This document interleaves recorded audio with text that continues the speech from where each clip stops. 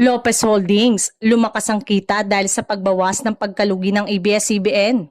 Nakakita ng malaking pag-angat sa kita ng Lopez Holdings Corporation matapos nitong iulat ang 57% na pagtaas sa attributable net income na umabot sa 5.34 billion pesos hanggang katapusan ng Hunyo. Ayon sa ulat ng Manila Bulletin Business, ang pagtaas ng kita ay pangunahing bunga ng pagbawas ng pagkalugi ng ABS-CBN, isa sa mga pangunahing kumpanya sa ilalim ng Lopez Group.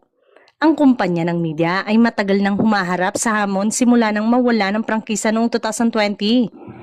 Ngunit unti-unti itong nakabawi dahil sa mga bagong estratehiya at partnerships.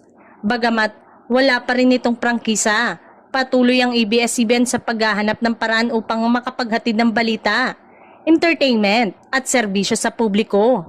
Kabilang dito ang pakikipag-partner sa iba't ibang TV network at mas malakas na presensya sa digital platform. Sa kabuuan, ang pagtaas ng kita ng Lopez Holdings ay hindi lamang nagpapakita ng katatagan ng grupo, kundi ng pag-asa na mas lalong titibay ang operasyon ng ABS-CBN at iba pang negosyo nito sa mga darating na taon.